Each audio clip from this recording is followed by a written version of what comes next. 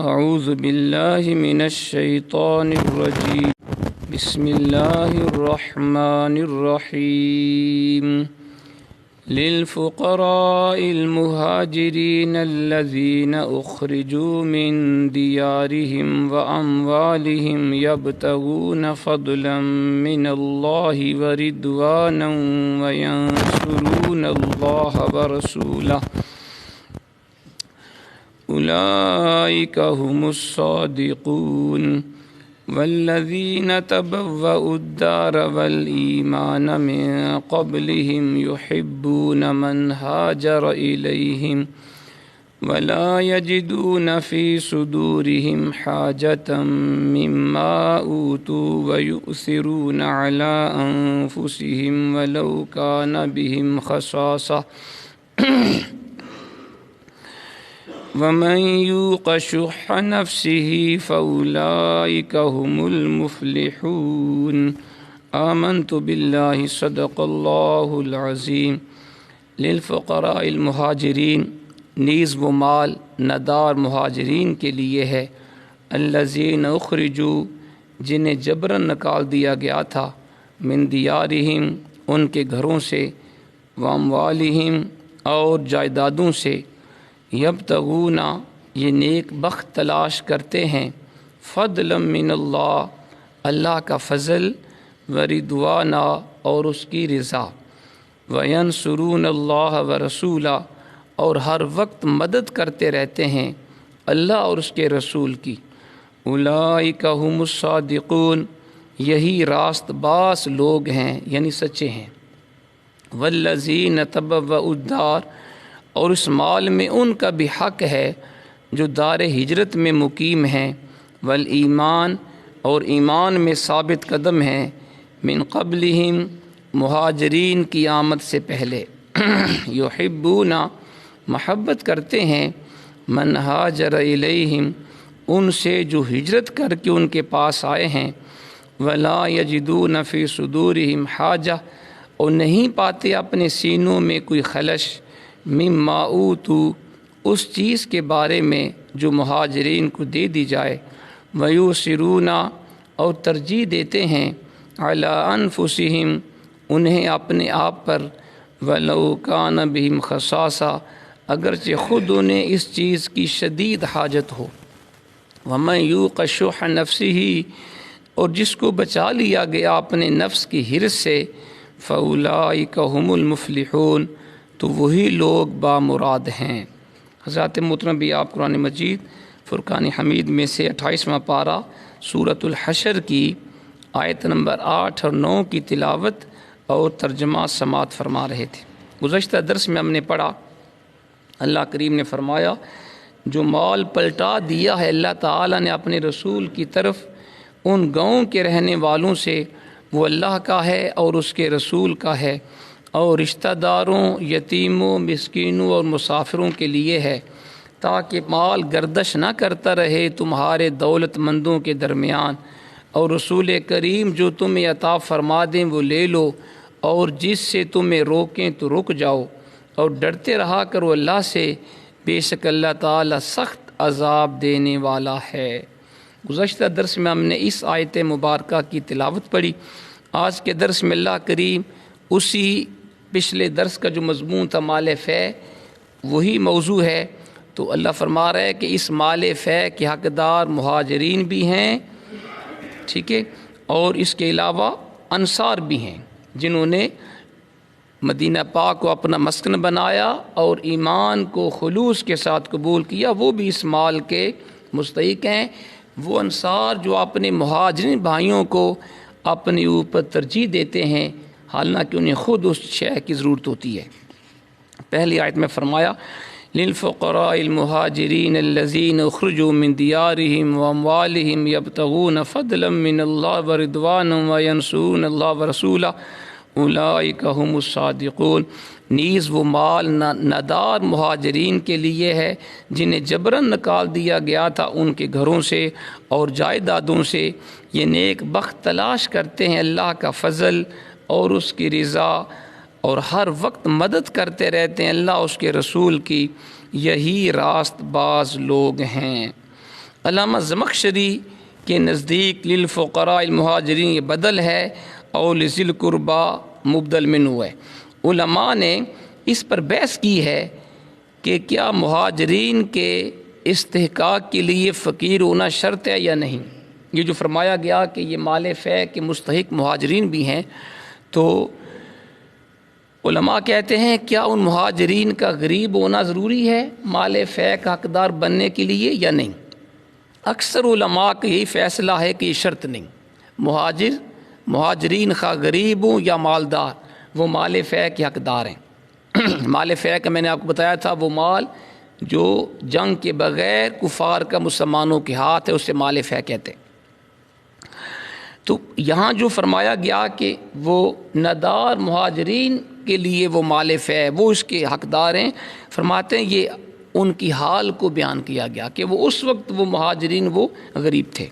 علامہ پانی پتی رحمۃ اللہ علیہ نے اس مسئلے پہ بڑی تفصیل سے لکھا اور آپ نے فرمایا میرے نزدیک یہ مال فے کا حقدار بننے کے لیے غریب ہونا شرط نہیں، کیونکہ اس وقت حضور کے زمانے میں جو مہاجرین تھے وہ اکثر غریب تھے، تو اللہ تعالیٰ نے ان کی اس حالت کو بیان کرنے کے لیے یہ فقیر ہونا قید لگائی، ورنہ یہ فقیر ہونا مستحق بننے کے لیے یہ ضروری نہیں ہے۔ اور اس کے اوپر انہوں نے علامہ ثناء اللہ پانی پتی رحمۃ اللہ علیہ نے دلیل بھی پیش کی ہے، فرماتے میں نے یہ بات اس لیے کی ہے کہ امت کا اس پر اجماع ہے کہ مال فے تمام مسلمانوں کے لیے ہے۔ مال فے جو جنگ کے بغیر کفار کا مسلمانوں کے ہاتھ آئے، فرماتے وہ سارے مسلمانوں کے لیے ہوتا ہے، وہ غنی ہوں تب بھی فقیر ہوں تب بھی، مسلمانوں کے فائدے کے اندر مال فے کو خرچ کیا جائے گا۔ یہ اس کی دلیل ہے۔ وہ لوگ جنہیں اسلام لانے کے جرم میں طرح طرح کی اذیتیں دے کر گھروں سے نکل جانے پر مجبور کیا گیا تھا، ان مہاجرین کا وقت بڑی تنگ دستی سے گزر رہا تھا جب حضور کے مہاجرین صحابہ مدینہ پاک میں تشریف لائے مکے کو چھوڑ کے، ان کی مستقل آباد کاری کا بھی انتظام نہیں ہو سکا تھا۔ جب بنی نذیر کے اموال اور ان کے املاک اللہ تعالی نے اپنے حبیب کو عطا فرمائے، جن کا ذکر پچھلے درس میں ہوا تھا، تو ان لوگوں کو بھی ان کا مستحق قرار دیا گیا کہ حضور جو آپ کے مہاجرین صحابہ ہیں جو اپنا گھر بار سب جائیداد مکے میں چھوڑ کے آ گئے، اب یہ مال فے کے وہ حقدار ہیں۔ اس طرح پہلی دفعہ ان لوگوں کی مستقل آباد کاری کا اللہ نے اہتمام فرمایا۔ تو فرمایا کہ جو مہاجرین ہیں فقراء جن گھروں سے نکالا گیا وہ اس مال کے مستحق ہیں۔ اور پھر فرمایا اگلی آیت میں والذین تبوؤا الدار والایمان من قبلہم یحبون من ہاجر الیہم ولا یجدون فی صدورہم حاجۃ مما اوتوا ویؤثرون علی انفسہم ولو کان بہم خصاصہ۔ فرمایا اس مال میں ان کا بھی حق ہے جو دار ہجرت میں مقیم ہے، یعنی انصار، اور ایمان میں ثابت قدم ہے، مہاجرین کی آمد سے پہلے محبت کرتے ہیں ان سے جو ہجرت کر کے ان کے پاس آتے ہیں اور نہیں پاتے اپنے سینوں میں کوئی خلش اس چیز کے بارے میں جو مہاجرین کو دے دی جائے۔ یہ معطوف ہے جی، یہ جو ہے آیت، اور اس کا معطوف علیہ وہ جو پہلی آیت ہم نے پڑھی ہے وہ ہے۔ اللہ نے یہاں فرمایا کہ اموال فے کے حقدار صرف مہاجرین نہیں ہیں، بلکہ یہ لوگ بھی مال فے کے حقدار ہیں جن کا ذکر اگلی آیت میں کیا گیا۔ اس سے مراد انصار جو مدینہ پاک کے وہ باسی تھے، یہ انصار ہیں جنہوں نے اسلام کی مدد اس انداز سے کی کہ ان کا نام ہی انصار ہو گیا۔ انصار کا معنی ہوتا ہے مددگار۔ تو حضور جب مدینہ پاک تشریف لائے، جو اوس و خزرج کے لوگ وہاں پہ آباد تھے ان کو پھر انصار کہا جانے لگا کیونکہ انہوں نے مسلمانوں کی مدد بڑی کی ہے۔ اچھا جی، تو فرمایا کہ یہ انصار ہیں جنہوں نے اسلام کی اس انداز سے مدد کی کہ ان کا نام انصار یعنی اللہ کے دین کا مددگار پڑ گیا، قیامت تک وہ اسی نام سے یاد کیے جائیں گے۔ اس پاک گروہ کا ذکر مولا کریم نے جس محبت برے انداز سے کیا ہے وہ آپ کی خصوصی توجہ کا مستحق ہے۔ مدینہ پاک کے مسلمان یا انصار کے الفاظ سے ان کا ذکر شروع نہیں کیا گیا، بلکہ ارشاد ہوا والذین تبوؤا الدار والایمان من قبلہم، کہ اس مال میں ان حضور کے غلاموں کا بھی حق ہے جو دار ہجرت میں مقیم ہے اور ایمان میں ثابت قدم ہے۔ تبوا کہتے ہیں نازلہ و اقامہ، کسی جگہ پہ اترنا اور وہاں پہ مقیم ہونا، اسے کہتے ہیں عربی میں تبوا۔ دار سے مراد دار الاسلام ہے، یعنی مدینہ پاک، یعنی جو لوگ مہاجرین کی آمد سے پہلے یہاں پہ آباد تھے مدینہ پاک میں، وہ اس سے مراد ہے۔ والایمان ایک دوسرے فعل کا مفعول ہے، اصل میں تھا اخلصوا الایمان، فرمایا اس مالف ہے کہ وہ انصار بھی مستحق ہیں کہ جنہوں نے جو مدینہ پاک میں آباد بھی ہیں اور ایمان میں مخلص ہیں، ایمان میں مخلص ہے۔ عربی زبان میں ایسا بکثرت استعمال ہوتا ہے کہ دو چیزوں سے پہلے ایک فعل ذکر کر دیا جاتا ہے جس کا تعلق ان دونوں میں سے کسی ایک چیز کے ساتھ ہوتا ہے اور دوسری چیز کے لیے مناسب حال فعل مقدر مان لیا جاتا ہے۔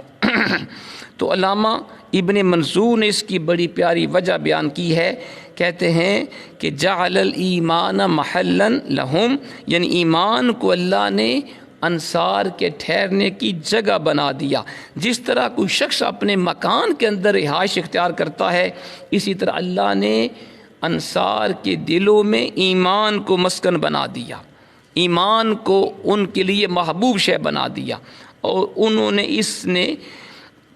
اس میں پکے ڈیرے ڈال دیے۔ یعنی اللہ گواہی دے رہا ہے کہ جو حضور کے صحابہ تھے انصار، ایمان ان کے دل میں بڑا پختہ تھا، کوئی شے ایمان کو نکال نہیں سکتی۔ اللہ اکبر۔ علامہ ابو حیان الاندلسی نے ایک اور توجیہ ابن عطیہ سے نقل کی کہ وہ یہاں معیت کے معنی میں ہے، آیت کا معنی ہے وہ مدینہ پاک میں رہائش پذیر انصار اور ایمان کی شمع روشن کیے ہوئے ہیں، یعنی ایمان ان کے ساتھ ساتھ ہے۔ اچھا جی، اب جناب سنیں دوسری صفت مہاجرین کی کیا ہے جو قرآن بیان کرتا ہے۔ فرمایا ایک تو وہ مدینہ پاک میں مقیم ہے، ایمان ان کے دل میں پختہ ہے، مہاجرین کی آمد سے پہلے یحبون من ہاجر الیہم، ان کی دوسری خوبی کیا ہے کہ وہ اپنے مہاجرین بھائیوں سے وہ بڑی مدد کرتے ہیں اور اپنے سینوں میں کوئی خلش یا تنگی نہیں پاتے۔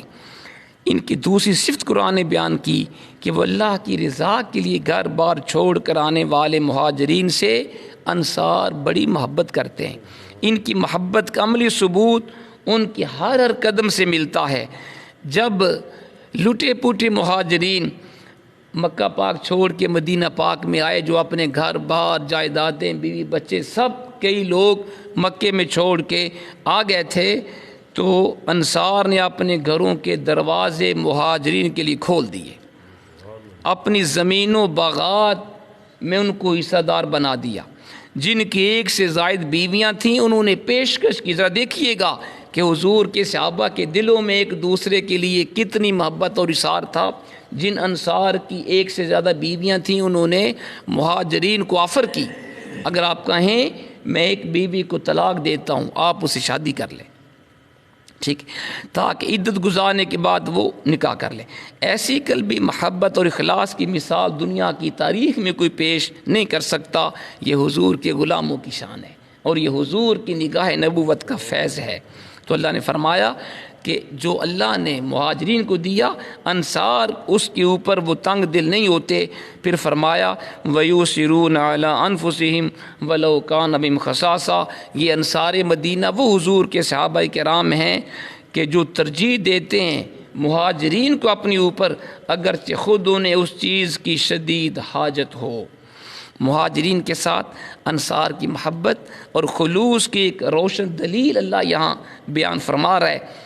پہلے آپ ذرا لفظی ترجمہ سمجھ لیں۔ فرمایا وہ اپنے دلوں میں حاجت ہی نہیں پاتے جو مہاجرین کو دیا گیا۔ حضور کے انصار صحابہ مہاجرین کو جو حضور نے دیا وہ اس کے اوپر خوش ہے، اپنے دل میں ذرا بھی ان کو خلش نہیں ہے اور اس کی تمنا بھی نہیں ہے۔ لفظ حاجت کی تشریح کرتے ہوئے علامہ قرطبی نے لکھا ہے، یعنی اموال فیض جو مہاجرین میں تقسیم کر دیے گئے، انصار اپنے دلوں میں ان کی حاجت ہی محسوس نہیں کرتے، وہ پریشان ہی نہیں ہے کہ ہمیں مال فیض میں سے کیوں نہیں دیا گیا۔ گویا یہ سب چیزیں ایسی ہیں جن کی انہیں ضرورت ہی نہیں، ان کے حصول کی ان کے دلوں میں خواہش ہی نہیں۔ استغنا کا یہ کتنا اونچا مقام ہے۔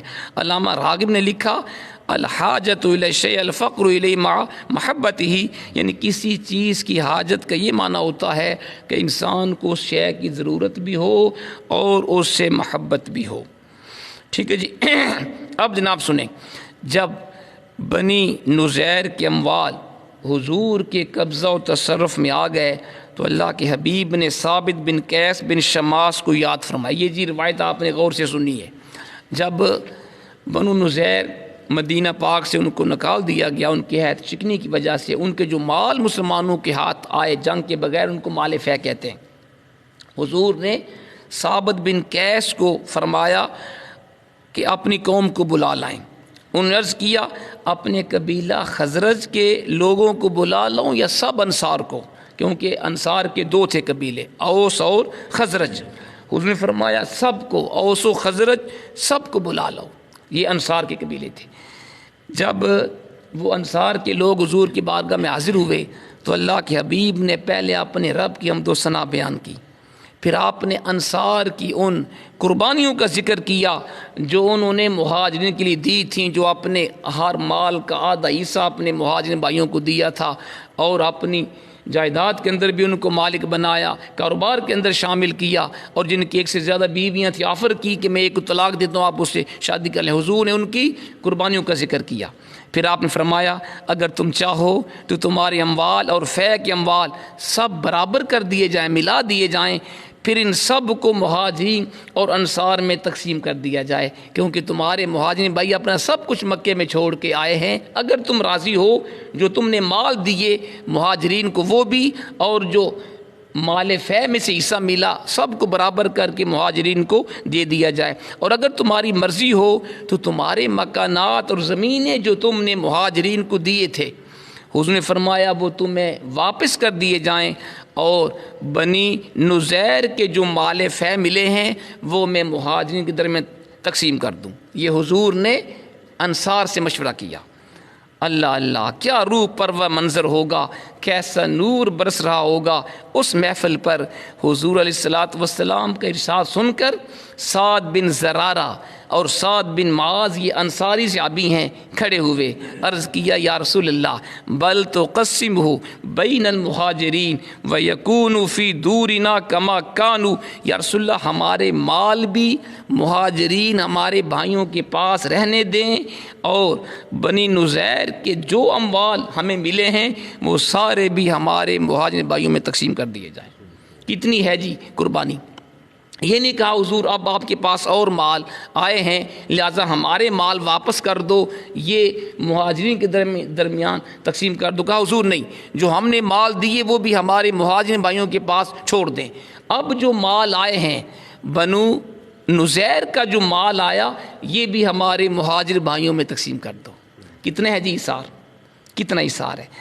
سب انصار نے ان کی تائید کرتے ہوئے عرض کی ردینا وسلمنا، حضور ہم اس بات کے اوپر راضی ہیں اور ہم اس کے اوپر خوش ہیں۔ سبحان اللہ، اس اثار کو دیکھ کر اللہ کے محبوب کا دل خوش ہو گیا، حضور کا دل خوش ہوا کہ میرے صحابہ کے دلوں میں اتنا ایثار ہے اور ایک دوسرے کے لیے محبت ہے۔ آپ نے پھر دعا کیجیے اللہم ارحم الانصار، اے میرے رب ان دین کے بے لوث مددگاروں پہ خصوصی رحمت فرما۔ یہ حضور کی دعا ہے۔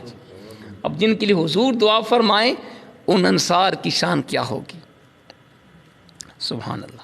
چنانچہ انصار کے مشورہ سے یہ تمام اموال جو بنو نزیر کے ملے تھے مال فے کی صورت میں، حضور نے سارے اموال مہاجرین میں تقسیم فرما دیے۔ انصار میں صرف 3 آدمیوں کو جو بہت زیادہ غریب تھے حضور نے حصہ دیا۔ وہ کون سے بندے تھے؟ ابو دجانہ، یہ وہی صحابی ہیں جنہوں نے جنگ احد میں حضور کے اوپر اپنی جان قربان کر دی تھی اور بڑے زخم کھائے تھے، بڑے تیر کھائے تھے، لیکن حضور کو تکلیف نہیں پہنچنے دی۔ یہ وہ حضور کے عاشق ہیں۔ ان کو حضور نے حصہ دیا اور سہیل بن حنیف کو دیا۔ ان کے علاوہ مشہور یہودی سردار ابن ابل حقیق کی تلوار حضور نے سعد بن معاذ کو عطا فرمائی کیونکہ یہ زیادہ غریب تھے۔ یہ کمال استغنا، یہ شان بے نیازی غلامان حبیب کبریا علیہ الصلوۃ والسلام کا حصہ ہے۔ جمال یار نے جن کے دلوں اور آنکھوں سب کو سیراب کر دیا تھا۔ اتنی مثال، ایثار کی مثال کسی تاریخ میں نہیں ملتی۔ ان کے کمال استغنا کی توصیف اس پر ختم نہیں ہوتی، بلکہ قرآن میں آگے ارشاد ہوا وَيُؤْثِرُونَ عَلَىٰ أَنفُسِهِمْ وَلَوْ كَانَ بِهِمْ خَصَاصَةٌ، فرمایا یہ میرے حبیب کے انصار صحابہ وہ ہیں جو اپنے مہاجرین بھائیوں کو اپنے اوپر ترجیح دیتے ہیں اگرچہ خود انہیں اس چیز کی شدید حاجت ہو۔ فرمایا یہ نہیں ہے کہ مالی طور پہ حضور کے انصار صحابہ بڑے وہ مالدار تھے، اس لیے ان کے پاس ہر چیز بہت زیادہ تھی، اس لیے انہوں نے کہا حضور یہ مال بھی مہاجرین کو دے دیں، ہمارے مال بھی ان کے پاس رہیں۔ ایسا نہیں ہے، انصار خود بھی ضرورت مند تھے، خود بھی ان کو حاجت تھی، وہ اتنے مالدار نہیں تھے، ان کی مالی حالت قابل رحم تھی، جیسے بھی بتایا کہ 3 زیادہ غریب تھے، حضور نے ان کو حصہ دیا، لیکن وہ اپنی ضرورت پہ اپنے مہاجر بھائیوں کو ترجیح دیتے تھے۔ یہ ہے جی اسلام کا حسن، اور حضور نے اپنے نگاہ کرم سے سارے اسلامی معاشرے کو اسی رنگ میں رنگ دیا تھا۔ اب جناب ذرا سنیں کہ انصار صحابہ کتنے وہ راہ خدا میں خرچ کرتے تھے باوجود غربت کے۔ ایک روز ایک شخص حضور کی بارگاہ میں حاضر ہوا، عرض کیا حضور میں سخت بھوکا ہوں۔ حضور نے اپنے ازواج مطہرات کے پاس پیغام بھیجا کسی کے پاس کوئی شے ہے کھانے کی تو اس کو دیں۔ سب نے کہا حضور ہمارے پاس پانی کے سوا کچھ بھی نہیں۔ یہ حضور کے گھر کا حال تھا۔ ازواج مطہرات کے پاس حضور نے پیغام بھیجا کسی کے پاس کھانا ہے اس غریب کو کھلاؤ، سب نے کہا حضور گھر میں کچھ بھی نہیں پانی کے سوا۔ تو حضور نے فرمایا، صحابہ سے پوچھا بھئی کون ہے جو آج رات میرے اس مہمان کی مہمان نوازی کرے، اللہ تعالیٰ اس پہ رحم فرمائے۔ ایک انصار میں سے بندہ اٹھا، بعض روایتوں میں ان کا نام آتا ہے ابو طلحہ، کھڑے ہوئے، عرض کی حضور میں ان کی مہمان نوازی کروں گا۔ اپنے اس مہمان کو گھر میں لے گئے، بیوی سے کہا کہ یہ اللہ تعالیٰ کے رسول کا مہمان ہے، سبحان اللہ، اس کی خدمت میں بخل نہیں کرنا۔ اس نے کہا بخدا میرے پاس تو بچوں کے کھانے کے سوا کچھ کھانا نہیں، یعنی گھر میں صرف بچوں کے لیے کھانا ہے، زیادہ کھانا نہیں ہے۔ اپنی بیوی سے کہا یہ اللہ تعالیٰ کے رسول کا مہمان ہے، بچوں کو بہلا کے سلا دو، بھوکا سلا دو، جب ہم کھانا کھانے بیٹھیں گے مہمان کے ساتھ تم چراغ کو صحیح کرنے کے بہانے بجھا دینا۔ ہم برتنوں کے اندر ویسے ہی ہاتھ ڈالتے رہیں گے تاکہ مہمان سمجھے یہ بھی کھانا کھا رہے ہیں۔ کہا ہم بھوکی رات گزار دیں گے، حضور کے مہمان کو پیٹ بھر کے کھانا کھلائیں گے۔ یہ ہے انصار کے دلوں میں ایثار۔ اور بیوی بھی اللہ کی نیک بندی تھی، آج کل کی ہوتی ہے تو کیسی باتیں کرتی۔ اس نے کہا ٹھیک ہے جناب۔ بچوں کو سلا دیا گیا بھوکے، مہمان بیٹھا، کھانا آگے رکھا، بیوی نے اس بتی کو چراغ کو صحیح کرنے کے بہانے بجھا دیا۔ وہ میاں بیوی برتن کے اندر ویسے ہی ہاتھ ڈالتے رہے، مہمان سمجھا انہوں نے بھی کھانا کھا لیا ہے۔ مہمان نے پیٹ بھر کے کھانا کھایا اور حضرت ابو طلحہ ان کی بیوی نے بھوکے رات گزار دی۔ یہ ہے ایثار۔ جب صبح رسول پاک کی بارگاہ میں حاضر ہوئے نا، اب حضور نے جو فرمایا وہ بھی سنیے گا۔ آپ نے فرمایا لقد اعجب اللہ او ضحک من فلان و فلانا، فرمایا فلاں شخص، حضور نے نام لے کے فرمایا فلاں شخص اور اس کی بیوی نے جو کام کیا، جو مہمان نوازی کی رات کو، اللہ کو بڑی پسند آئی ہے، اللہ کو بڑی پسند آئی ہے۔ یا حضور نے فرمایا کہ میرے فلاں صحابی، انصار صحابی اور اس کی بیوی نے جو رات کو مہمان نوازی کی، ضحکہ، اللہ اس کے اوپر بڑا خوش ہوا ہے، اللہ بڑا خوش ہوا ہے۔ یہ ہے انصار کا ایثار۔ ایک اور سنیں، ایک دفعہ کسی آدمی نے ایک بکری کا سر اس کے پاس آیا، اس نے کسی صحابی کو تحفہ بھیجا۔ اب اس صحابی کو ضرورت تھی لیکن سوچا شاید میرے ہمسائے کو ضرورت زیادہ ہو، انہوں نے ساتھ والے گھر میں وہ بکری کے سرا اس کا سر بھیج دیا۔ ان کو بھی ضرورت تھی لیکن سوچا شاید میرے ساتھ والے گھر کو زیادہ ضرورت، انہوں نے تیسرے گھر بھیج دیا۔ وہ پھرتے پھرتے 7 یا 9 گھروں سے ہو کے پہلے کے گھر میں بکری کا سر دوبارہ آ گیا۔ یہ ہے ایثار۔ یہ حضور کے صحابہ کے دلوں میں ایثار تھا کہ خود ضرورت ہوتی لیکن کہتے میری خیر ہے میں اپنے بھائی کو دے دوں، اور آج ہم دیکھیں، ہم کہتے جو ہے مجھے کھلا دو، میرے بھائی بھوکے مریں، ہم سائے بھوکے مرے، مجھے کیا. یہ صحابہ کی شان ہے. اور سنیں، جنگ یرموک کے اندر جب اسلام کو فتح ہو گئی، حضور کے کئی صحابہ زخمی تھے، تو میدان جنگ میں لوگ زخمیوں کو پانی پلانے کے لیے پہنچ گئے. جنگ یرموک کے اندر ایک جگہ اکرمہ پائے گئے. اکرمہ کون ہے؟ ابو جہل کا بیٹا اکرمہ. یہ حضور کا غلام بن گیا تھا، کلمہ پڑھ لیا تھا. اکرمہ زخموں سے چور چور پڑا تھا. پانی پلانے کے لیے آگے بڑھا، کوئی شخص آگے بڑھا اور اکرمہ کو پانی پیش کیا. تو ساتھ سے آواز آئی العطش، پیاس.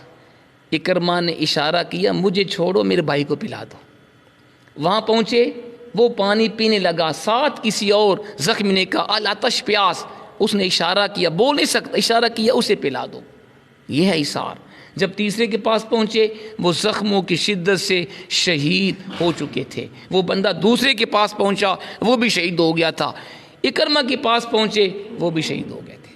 یعنی تینوں نے اپنے بھائی کے اوپر ایثار کرتے ہوئے، ترجیح دیتے ہوئے، کسی نے پانی نہیں پیا، تینوں شہید ہو گئے. یہ ہے ایثار. آج کل یہ کہاں ہے جی؟ کیوں جی آج کل ہے یہ ایثار؟ آج کل کہاں ہے؟ یہ حضور کے صحابہ کی شان ہے. تو کہتے ہیں یہ ہے قرآنی تعلیمات کا اعجاز اور حضور کا نگاہ کرم. آخری جملہ وَمَن یُوقَ شُحَّ نَفْسِهِ فَأُولَٰئِکَ هُمُ الْمُفْلِحُونَ. جس کو بچا لیا گیا اپنے نفس کی حرص سے، وہی لوگ با مراد. اشو کا معنی ہے جی بخل. بعض نے کہا بخل اور حرص کے مجموعہ کو شو کہتے ہیں. بعض نے کہا مال میں کنجوسی کو بخل کہتے ہیں، اور مال اور کوئی نئے کام کرنے میں کنجوسی کو شو کہتے ہیں. آخر میں ایک اصولی بات بتا دی قرآن نے، جس کو اللہ نے شوہ سے بچا لیا، بخل سے بچا لیا، وہ کامیاب ہو گیا. اب سنیے بڑی پیاری حدیث پاک. حضرت جابر رضی اللہ عنہ روایت کرتے ہیں، رسول پاک نے فرمایا ایاکم والظلم فإن الظلم ظلمات یوم القیامہ واتقوا الشح فإن الشح اہلک من کان قبلکم او کما قال. حضور نے فرمایا ظلم سے بچو، کیونکہ ظلم قیامت کے دن تہ در تہ اندھیروں کی صورت میں ظاہر ہوگا. ظلم سے بچو اور شو سے بچو، کیونکہ تم سے پہلے جو قومیں تھیں ان کو بخل نے ہلاک کر دیا. تو حضور نے فرمایا ظلم سے بھی بچو اور بخل سے بھی بچو. دوسری حدیث میں حضور نے فرمایا کہ ایاکم والشح فإنہ اہلک من کان قبلکم امرہم بالظلم فظلموا وامرہم بالفجور ففجروا وامرہم بالقطیعۃ فقطعوا او کما قال. حضور نے فرمایا کہ بخل سے اپنے آپ کو بچاؤ، کیونکہ اس نے تم سے پہلے لوگوں کو ہلاک کر دیا. بخل نے، کنجوسی نے. وہ اس طرح کہ جب بخل نے ان کو ظلم کرنے کا حکم دیا، وہ ظلم کرنے لگے. جب بخل نے ان کو اللہ کی نافرمانی کا کہا، نافرمانی کرنے لگے. اور جب بخل نے ان لوگوں کو قطع رحمی کا کہا، تعلقات توڑنے کا کہا، انہوں نے قطع رحمی اختیار کر لی. آخر میں ایک اور بھی حضور کے ارشاد گرامی سن لیں. آپ نے فرمایا کہ بریون من الشح من ادى الزکوٰۃ وقرا الضیف واعطى فی النائب کما قال. آپ نے فرمایا جس نے زکوٰۃ ادا کی، مہمان کی مہمان نوازی کی، ناگہانی مصیبت میں کسی کی مدد کی، اللہ اس کو بخل سے بچا لے گا. جس نے زکوٰۃ دی، مہمان کی مہمان نوازی کی، اور اس نے کسی کی امداد کی مصیبت میں، اللہ اس کو بخل سے بچا لے گا. قرآن نے یہ نہیں کہا کہ جو شوہ سے بخل سے بچ جائے وہ کامیاب ہے، کیونکہ انسان خود کنجوسی سے بخل سے بچ نہیں سکتا. قرآن نے کہا جس کو رب کریم بچا لے وہ کامیاب ہے، جس کو اللہ بخل سے بچا لے وہ دنیا آخرت میں کامیاب ہوگا. اللہ تعالی ہمیں قرآن و سنت کے اوپر عمل کی توفیق عطا فرمائے.